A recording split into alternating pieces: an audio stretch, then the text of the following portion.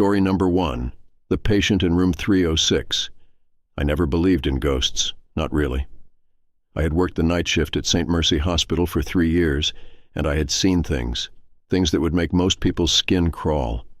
Patients talking to unseen visitors in their final moments, strange sounds from empty hallways, and that eerie, unsettling feeling of being watched when you know you're alone. But none of that ever truly scared me.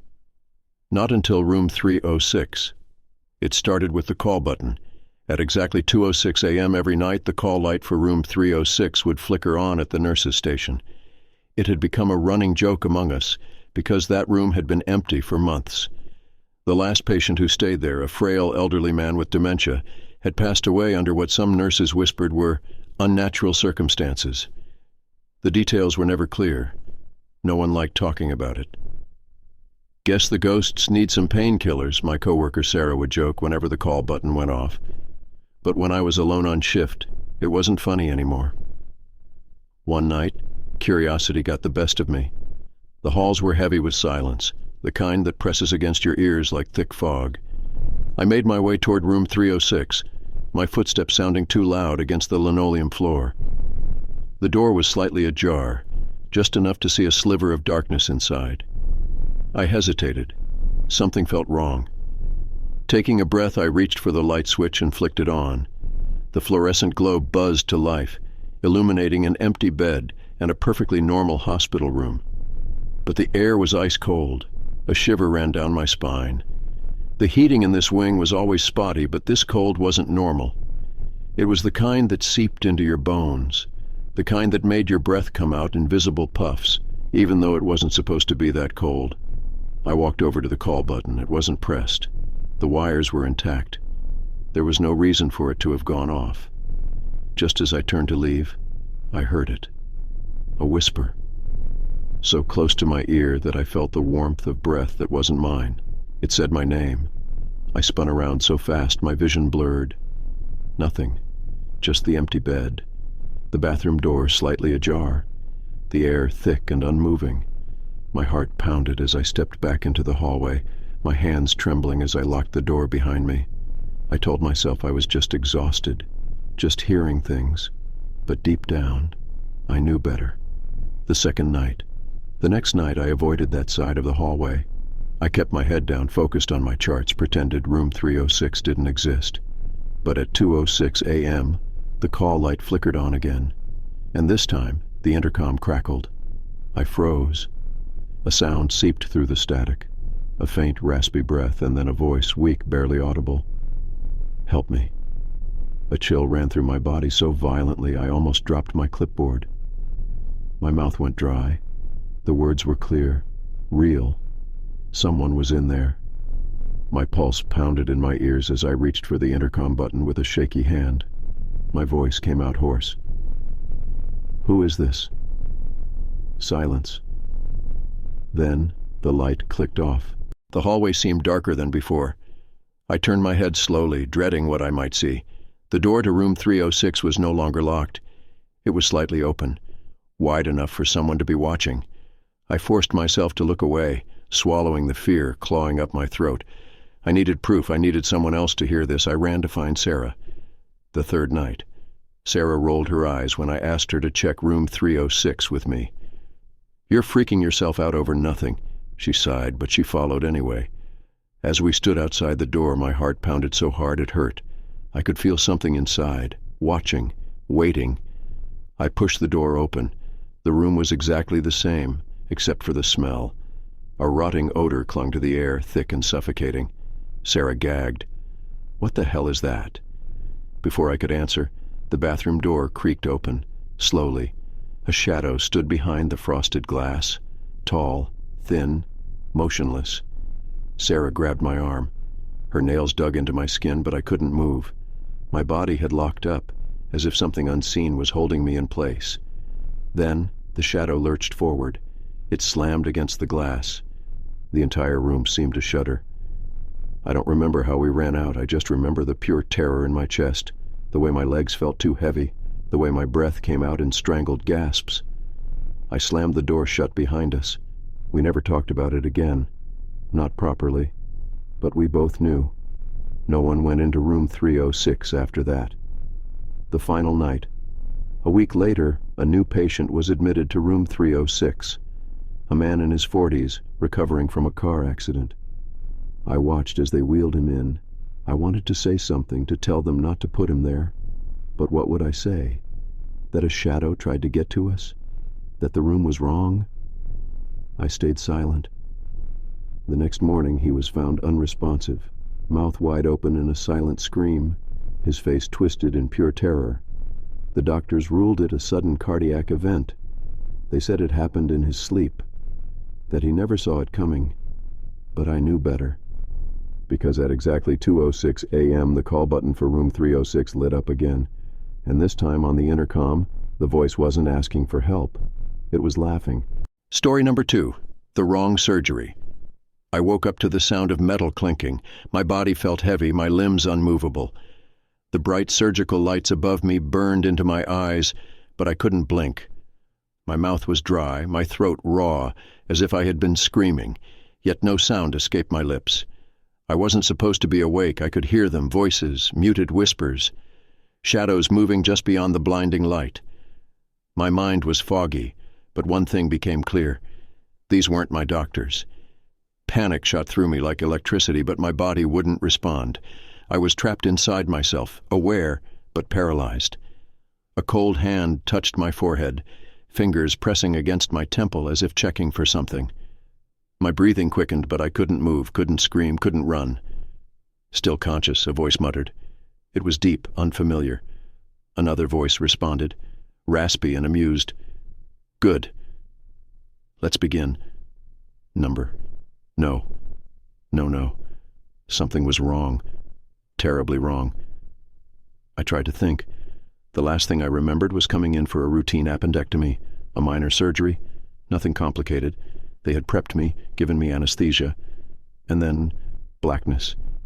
But now I was here, awake, with people I didn't recognize. I strained to focus. There were 4 of them. Their faces were obscured behind surgical masks, their eyes hidden behind tinted goggles.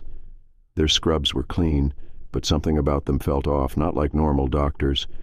They moved with precision, their hands working swiftly, as if they had done this 100 times before. But what were they doing to me? I couldn't see past my chest. A tray of instruments gleamed under the lights, scalpels, clamps, syringes filled with something dark and thick. The air smelled sterile, yet wrong, like bleach masking something rotten. Then I felt it, a blade pressing into my skin. The pain should have been unbearable, but it wasn't. It was distant, muted, like my body was no longer fully mine. A part of me was being cut open, yet I remained trapped in silent terror, forced to endure whatever was happening. His vitals are steady, one of them noted, a strong one. A different voice chuckled, and I felt fingers inside me, moving something, shifting, rearranging. My stomach churned. What the hell were they doing? This wasn't an appendectomy. I fought harder against my body, willing my fingers to twitch, my lips to part, my throat to release even the faintest scream. But nothing. I was locked inside my own flesh, a prisoner to whatever this was. One of them leaned closer. His goggles reflected my own body, my skin pulled back, something pulsing beneath my ribs. Then he spoke. You weren't supposed to be here. A long pause. But now that you are, the blade dug deeper.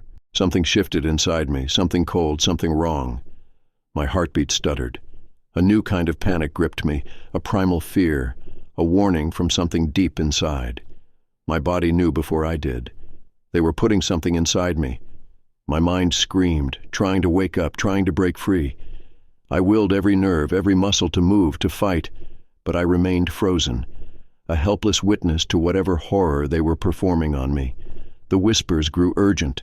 The shadows moved faster. The pain became distant, then nothing.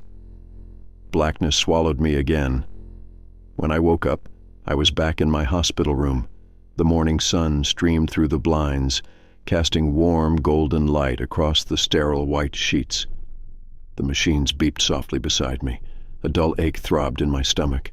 My hands felt weak as I lifted them, trembling, and pulled back the hospital gown. A bandage covered my lower abdomen.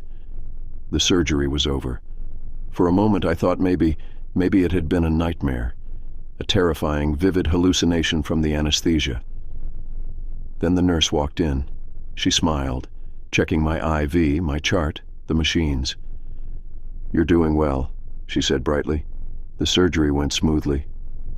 I swallowed hard, my throat still dry. "My appendix." My voice came out hoarse. She paused.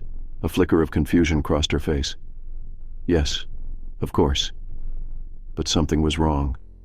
I knew what a fresh surgery should feel like, the soreness, the healing wound, but this felt different, deeper. My body didn't feel like mine anymore. I waited until she left. Then, with shaking hands, I pressed against my stomach. Something shifted beneath my skin. I felt it move. A wave of nausea rolled over me. My breathing hitched as I pressed harder, trying to understand, trying to believe this wasn't real. But it was. The skin over my stomach was too smooth, too precise, like it had been stitched back together with something other than thread. I forced myself to stand. My legs were weak, but I moved, stumbling toward the mirror above the sink. I lifted my gown again, peeling back the bandage. What I saw made my stomach lurch. The incision was too clean. The skin around it was unnaturally pale, with no sign of stitches, no bruising, no redness, as if the wound had healed days ago. My fingers traced the edges. The moment I pressed down, something inside me twitched. I gasped, stumbling back.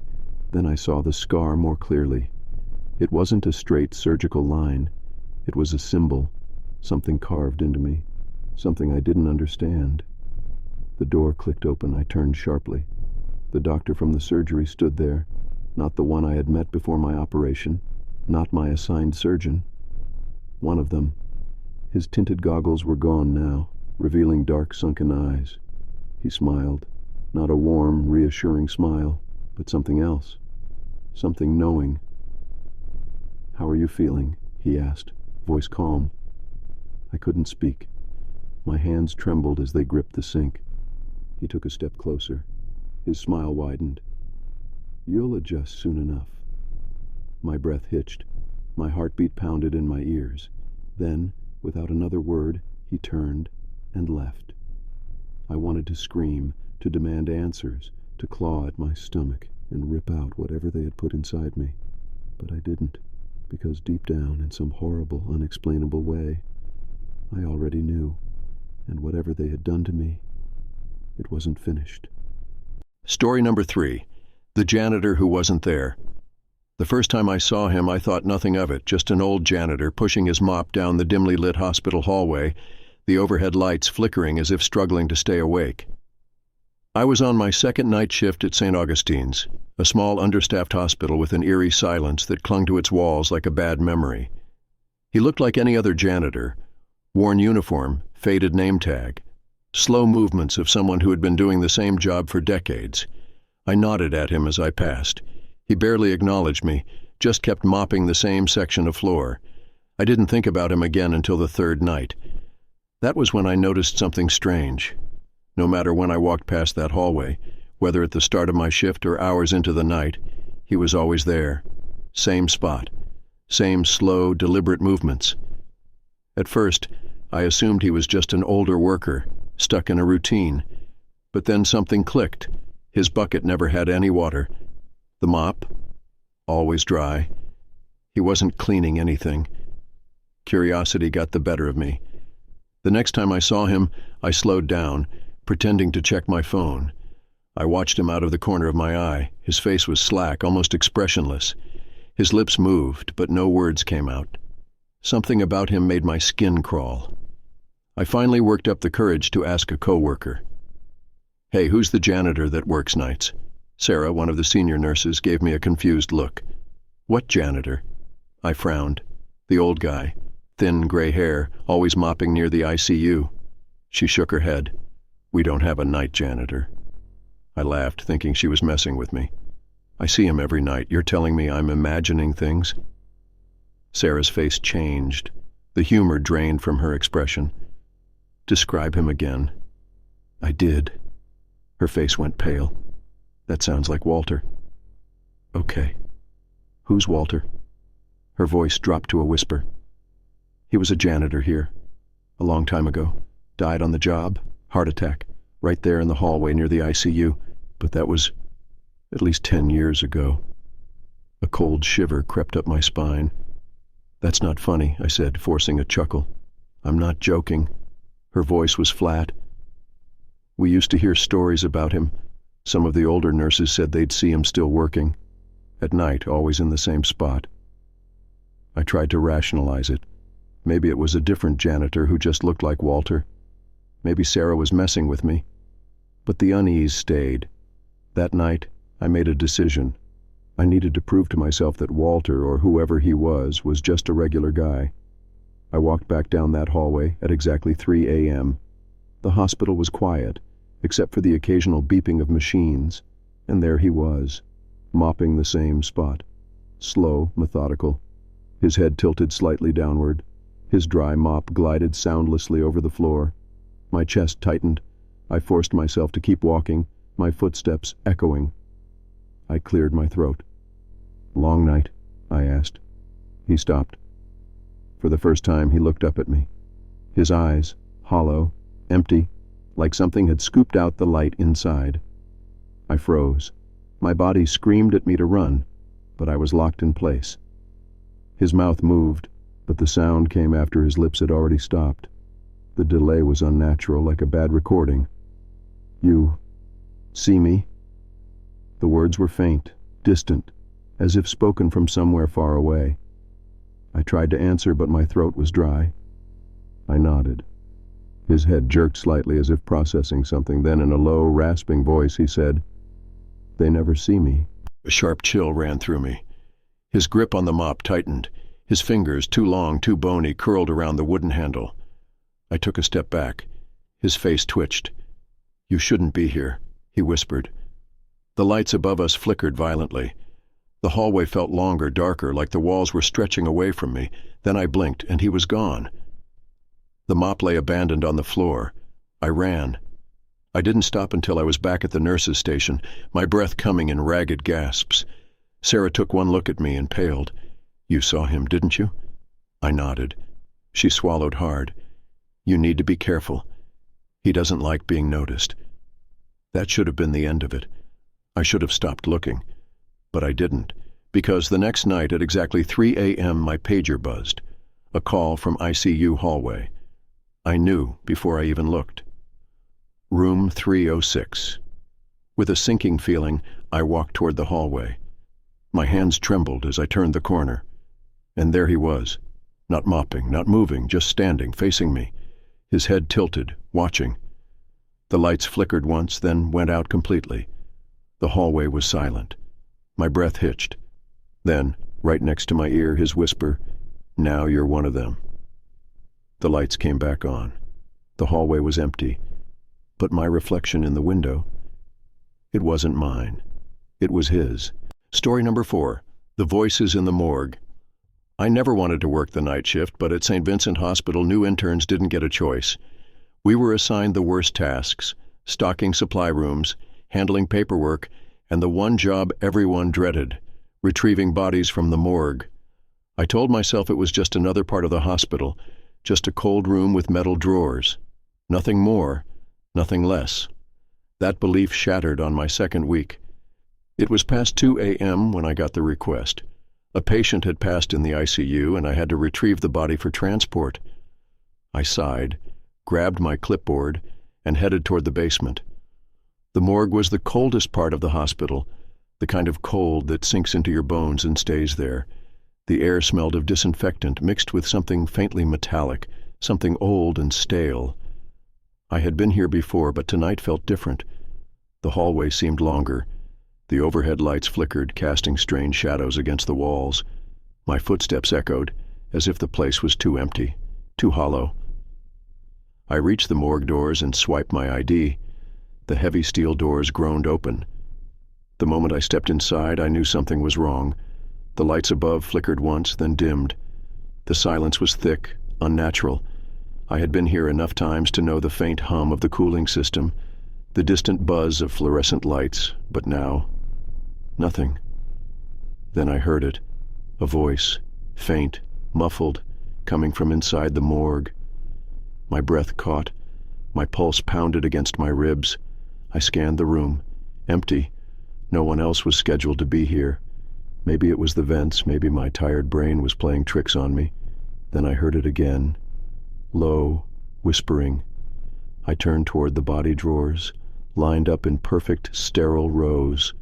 The whispering was coming from behind them. My entire body went rigid. My brain screamed at me to leave, to run, to forget this ever happened.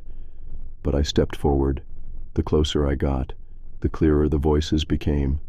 Dozens of them, some fast and frantic, others slow and slurred, some murmuring, others almost ungiggling.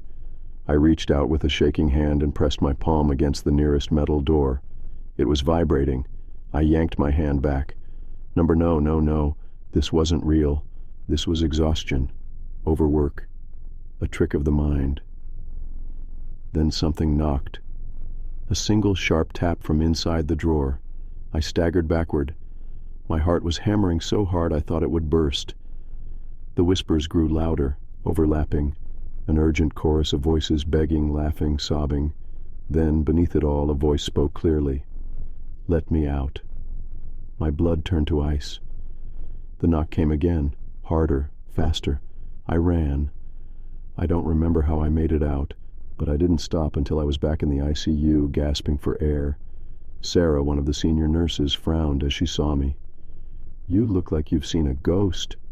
I forced a laugh, but my voice shook. "You ever hear anything weird in the morgue?" She stiffened. "That told me everything." After a pause, she exhaled. "You shouldn't talk about it." That answer was worse than any ghost story. I didn't go back down there alone again. But the worst part? The next night, at 2 a.m., the morgue doors opened on their own, and my pager buzzed with a message from a number that didn't exist. One word. Soon. Story number 5. The baby that was never born. I always hated walking past room 217. It was tucked away at the end of the maternity ward, its door always closed, the lights always off. The nurses whispered about it, and the older staff avoided even mentioning its existence. Some said the room was just used for storage, others claimed it had been sealed for years. But every so often, in the dead of night, I would hear it. A baby crying. It started on my 3rd week of night shifts. At first I thought I was imagining it, just the wind or maybe a distant newborn in another room. But no, the sound was too close, too clear. A soft, weak cry, like a newborn struggling for breath. It sent chills up my spine. I asked my coworker Sarah if there were any infants admitted that night. She shook her head. "No births today. The nursery's empty." I hesitated. Then, "Do you hear that?" She glanced down the hallway toward room 217. Her face paled. She turned back to me, voice low. "Don't talk about it." That should have been my warning to stop, but I couldn't. The crying continued every night at exactly 2:17 a.m. One night I made the mistake of going closer. The hallway was eerily silent except for that fragile, heartbreaking cry. It seeped through the door of room 217, echoing softly like a distant memory. My chest tightened. Something about it felt wrong. I reached for the door handle, my fingers trembling, but just as I touched it, the crying stopped. The silence was absolute. I swallowed hard and stepped back. The air in the hallway had changed, heavy, suffocating, watching. I turned and walked away, forcing myself to ignore the prickle at the back of my neck. The next night, I found Sarah at the nurse's station. "Tell me the truth," I said. "What happened in that room?" She hesitated, looking over her shoulder as if someone might hear. Then in a hushed voice she said, "Room 217 used to be a maternity room. Years ago a woman came in. Complications during labor. The baby never made it." A weight settled in my stomach. "And the mother?" Sarah's face darkened. She didn't survive either, but before she died, she kept saying she could hear him crying. She begged the nurses to bring her baby, said he was cold, said he was alone. The room felt colder. I shuddered. After she passed, Sarah continued, some nurses claimed they still heard the baby. Patients reported someone standing by their beds at night, just watching. Eventually the hospital shut the room down. A chill crawled up my spine. But if it's shut down, why do I still hear it? Sarah's expression turned grim. Because some cries never stop. I should have left it alone. I should have ignored it. But that night, when I heard the crying again, I made a mistake. I opened the door. The room was empty.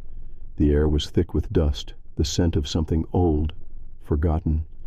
The only furniture left was a single rocking chair sitting in the middle of the room. The air was colder than the rest of the hospital, the shadows heavier.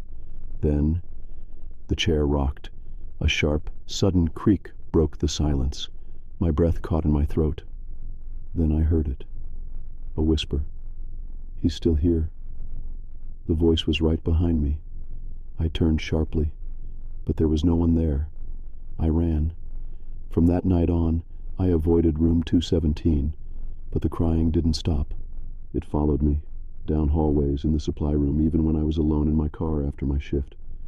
One night, as I lay in bed, half asleep, I felt something cold press against my chest. A weight, small, fragile, and then a tiny breath against my cheek. The baby that was never born had finally found me. Story number 6.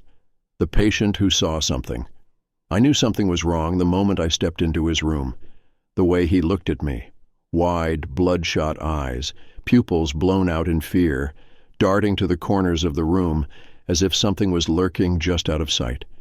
His hands gripped the blanket so tightly his knuckles had turned white. The heart monitor beeped faster than it should have for someone who was just recovering from a minor accident. "Mr. Gallagher," I said gently, trying to check his vitals. He flinched as if I had startled him, though I had barely moved. His lips trembled, his breathing shallow and ragged. "He's still here," he whispered. I frowned, glancing at his chart. He had been in a car accident 2 nights ago, nothing serious. Concussion, a few stitches. But his panic? That wasn't from physical pain. "Who's here?" I asked. His throat bobbed as he swallowed. Slowly, his eyes moved toward the ceiling. His lips barely parted as he whispered, "Don't you see him?" A slow chill crept up my spine. My gaze flickered upward. The fluorescent light buzzed softly. Nothing unusual. "I don't see anything," I said carefully. Gallagher shook his head violently. "He's watching. He never blinks." His voice dropped lower. "I can hear him breathing. Can't you hear it?" I couldn't, but the room felt wrong. I glanced at the security camera in the corner. A red light blinked steadily, recording as usual. I exhaled, forcing a smile. "You've been through a lot. Maybe your mind's just playing tricks." "No." His sudden outburst made me jump. "It's not my mind. I saw him. I saw his face." He grabbed my wrist with surprising strength. He came with me, from the crash. He was there, standing on the road when no one should have been there. His fingers dug into my skin. I tried to stay calm. "Okay, what did he look like?" Gallagher's breath hitched. He didn't answer right away. His eyes flicked toward the window, but the curtains were drawn. He stared for too long. His body was rigid. The color drained from his face. Then his lips parted, and he whispered, "I can't describe it." A deep, primal fear laced his voice. My stomach twisted. "Try," I urged softly. His hands trembled. His face wasn't right. Like it was there and not there, like he didn't have eyes, but I could feel him staring. His voice broke. "And he followed me. He's here now, in this room." I turned, trying to shake the unease creeping up my neck. The room was empty, silent. Then the lights flickered. A soft tap, tap, tap sounded against the window. I swallowed hard. It was probably just the wind. But we were on the 5th floor. Gallagher's breathing grew erratic. "Don't look," he whispered. "If you look too long, he sees you back." A sharp metallic snap rang through the air. The heart monitor flatlined. Gallagher's eyes bulged. His mouth fell open, but no sound came out. His fingers clawed at his throat, his body arching violently off the bed. I lunged for the call button. "Code Blue, room 509. My voice shook. The door slammed shut. I spun around. My breath caught in my throat. The room was darker now, like the walls had pulled the shadows closer. The monitor crackled, the red numbers flickering. 2:03 a.m.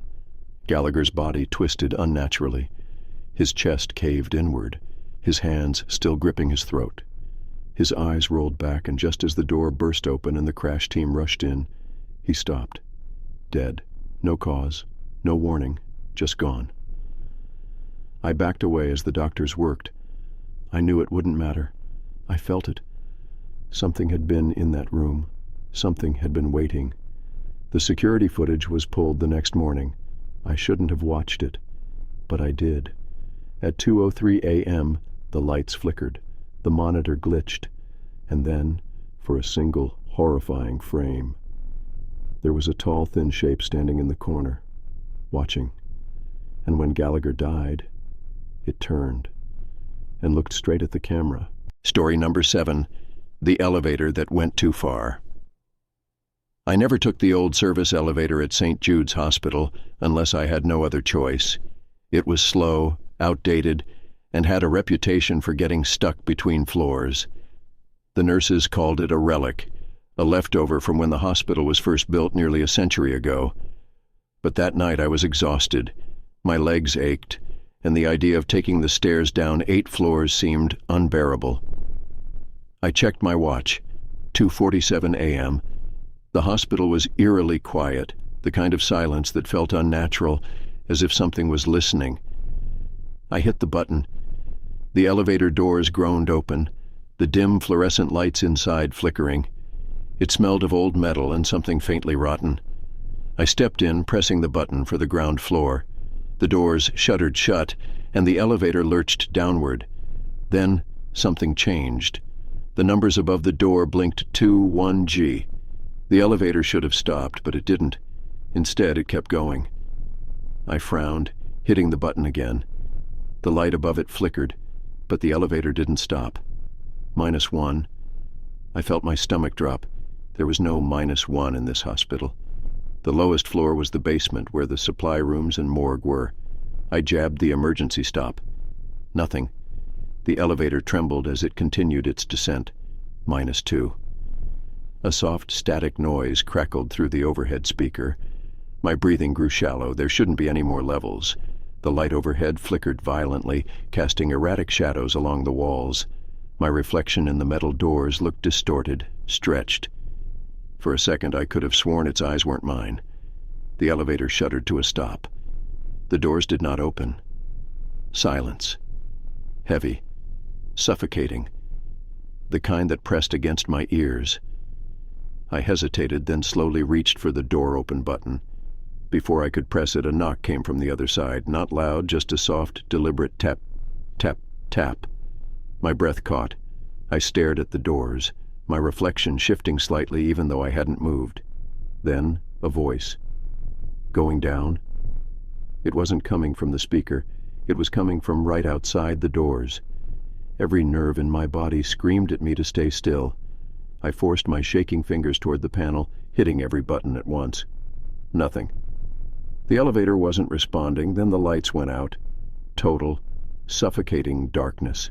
A whisper slid through the silence, curling around my ears like a breath against my skin. You shouldn't be here. The air changed. It was no longer stale and metallic, but damp, rotting. The walls felt closer, pressing in. The floor beneath me felt softer, like old carpet soaked in something thick. And then, the doors opened. I couldn't see anything beyond them. Just blackness, stretching endlessly in every direction. The hospital was gone. Something moved in the darkness. Slow, deliberate footsteps coming closer. I held my breath, gripping the sides of the elevator. My body refused to move. A shape emerged. Tall, wrong, twisted. I couldn't see its face, but I knew it was looking at me. The overhead speaker crackled again, a single word drenched in static, "Stay." I slammed my fist against the buttons, panic taking over. The elevator jolted, then shot upward. The darkness disappeared. The lights flickered back on, and the doors slid open to the ground floor. I staggered out, my entire body trembling. The hospital looked normal, bright, sterile, empty. I turned back to the elevator. The doors were still open, waiting. But the panel inside, it no longer had a -1 or -2, as if they had never existed. I never took that elevator again, but sometimes, late at night, I hear a distant knock, and a voice whispering, "Going down." Story number 8, The Night Shift Caller. The first time the phone rang, I didn't think much of it. The hospital was quiet, the kind of eerie silence that settles deep into your bones during the night shift. The only sounds were the occasional beeping of monitors and the soft shuffle of nurses moving between rooms. When the landline at the nurses' station buzzed, I sighed, expecting another late-night request from a patient. 2:13 a.m. I picked up. St. Vincent Hospital night shift. Silence. Hello? A faint, raspy breath came through the line. My stomach twisted. It wasn't static. It wasn't background noise. Someone was breathing. "Can you hear me?" I asked, trying to keep my voice steady. The breathing stopped, then in a low, cracking whisper the voice said, "I'm in your room." A sharp chill crawled up my spine. I turned, my eyes darting around the station. The room was empty. Just me, the desk, and the glow of the monitors. I swallowed hard. "Who is this?" I asked, my voice firmer now. Click. The line went dead. I exhaled shakily, trying to brush off the unease creeping under my skin. Prank calls weren't unheard of, even in hospitals. Maybe a patient messing around, maybe a wrong number. I set the receiver down, but my hands wouldn't stop shaking. The next night, at 2:13 a.m., the phone rang again. I stared at it, dread twisting in my stomach. Slowly I picked up. I didn't speak first this time, silence, then breathing. My pulse pounded against my ribs, the same slow, deliberate breaths. Then, just like before, the whisper, "I'm in your room." I slammed the phone down. This wasn't a prank. This wasn't a patient. Something was wrong.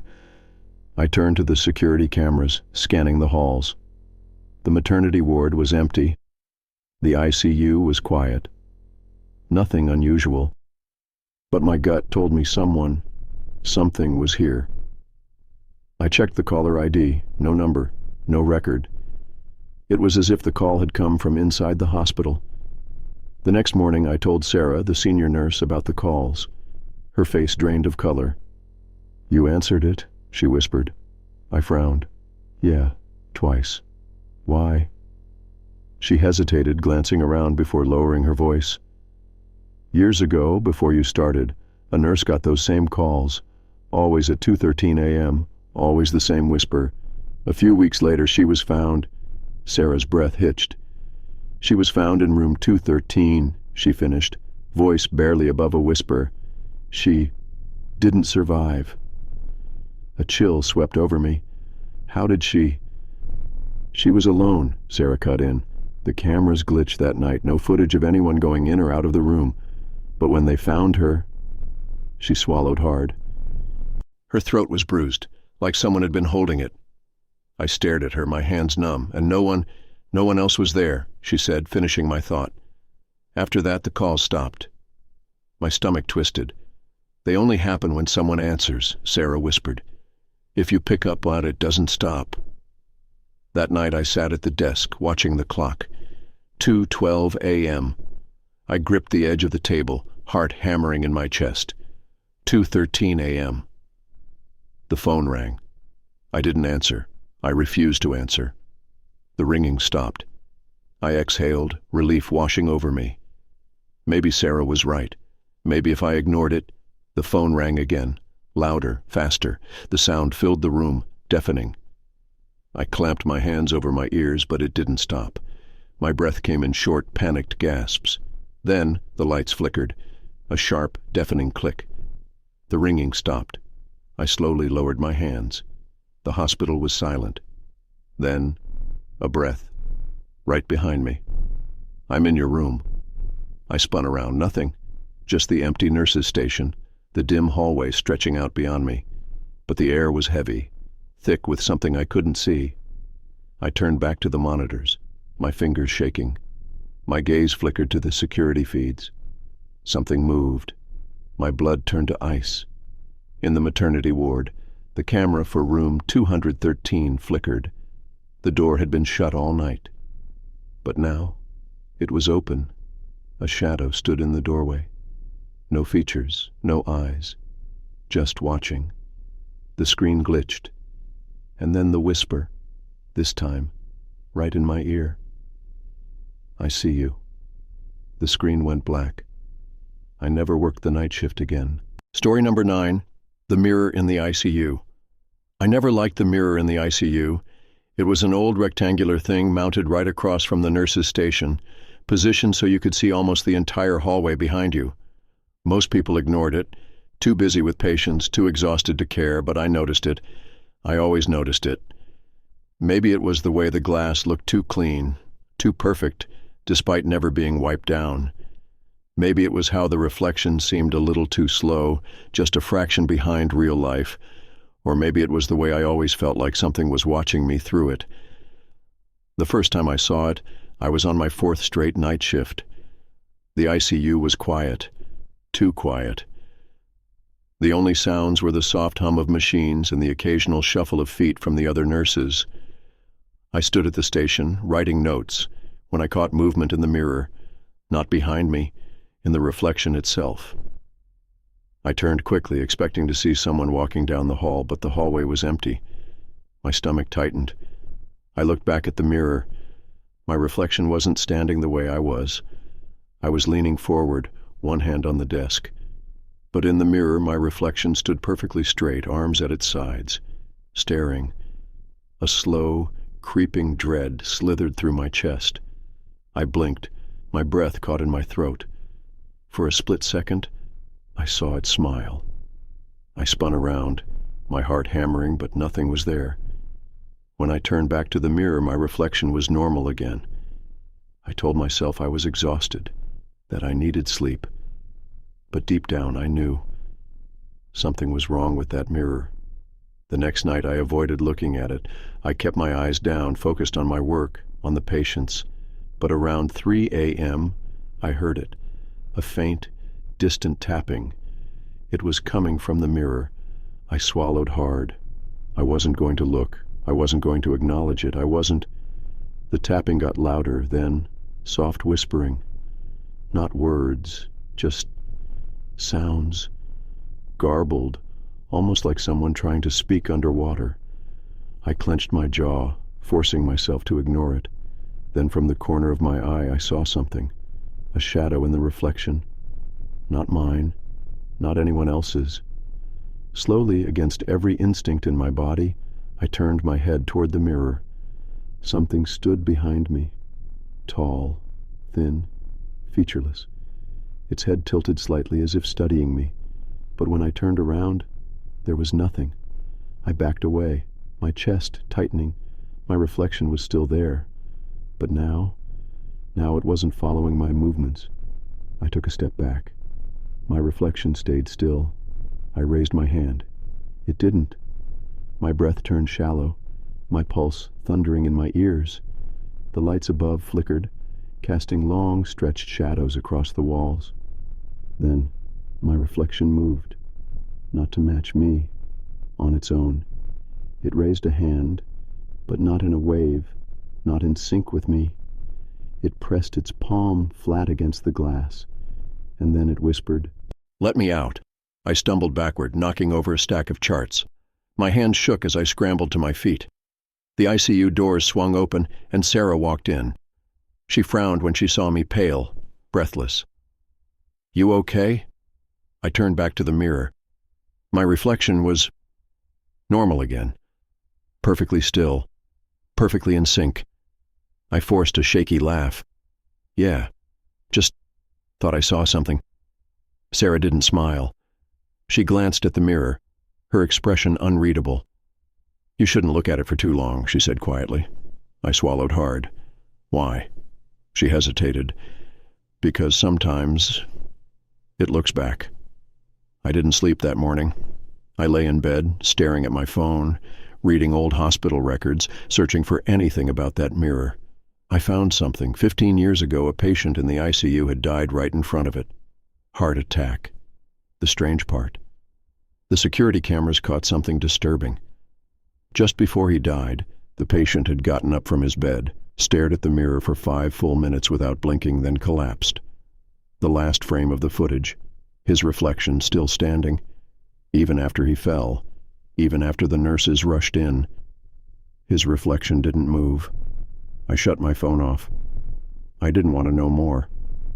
The next night I avoided it completely.